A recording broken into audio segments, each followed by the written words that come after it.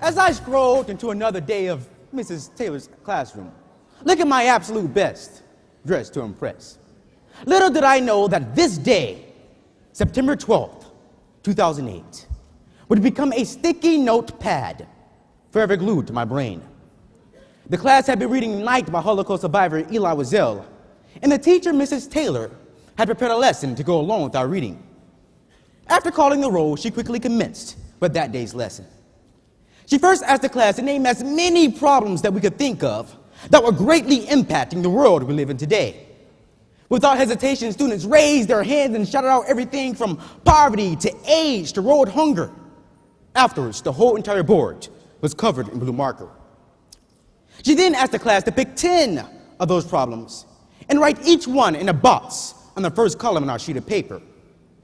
Next to that box, we were to rate on a scale of 0 to 5 how catastrophic we thought each problem was, 5 being very catastrophic. Next to that box was another column where we were to rate on that same scale of 0 to 5 how much did we know about each specific problem, 5 being very knowledgeable. And on that last column on that sheet of paper, we were to rate on that same scale of 0 to 5 what had we done to combat each specific problem.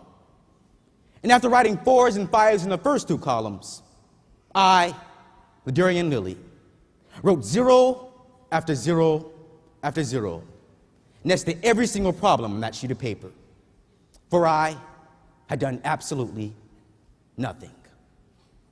The Ladarian back in 2008, like so many adolescents in today's society, often become victims of the beliefs permeated in their minds that they are too young to make a difference, too insignificant for their voices to be heard, or simply too cool to display the characteristics of servant leadership, becoming nothing more than the stereotypes labeled on their foreheads, illustrating lazy, selfish teen. On that Friday, September 12, 2008, I made a commitment with myself that I would no longer be a victim of those negative stereotypes. And because of that commitment, my age has definitely played a positive role in my servant leadership, inspiring my peers and instilling in me the passion to diminish those negative stereotypes. A recent study by Stanford University states that in choosing a course of action, teenagers are more apt to acting selfishly. Their results even concluded that it was absolutely natural due to certain hormones affecting the brain. As a teenager, I've committed myself to proving their studies wrong. And as the president and founder of my school's organization, Cougars Fighting AIDS, I've been able to do just that. Within a few weeks, the organization grew from 10 members to over 30 student leaders with common goals towards serving our communities. Our age weren't a hindrance in our servant leadership, but it inspired our peers to become servant leaders. The more I've made serving others a part of my everyday life, the more I've been able to replenish my selfish habits with characteristics of servant leadership. I further display these characteristics as a passionate member of my school's Key Club.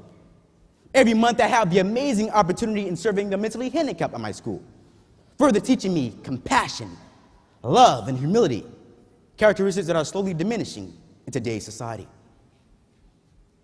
Approximately 3 years ago, September 12th, 2008, I realized that I had a voice. And over the years, I've come to realize that my voice at the age of 15 could have been just as powerful as my voice now at the age of 18. But I could not let my age be a hindrance in my servant leadership. I could not let my age negatively impact my willingness to lead, but instead use my age to further inspire my peers, further helping me become a servant leadership, and forever fostering in me the desire to never cease serving my community. Thank you.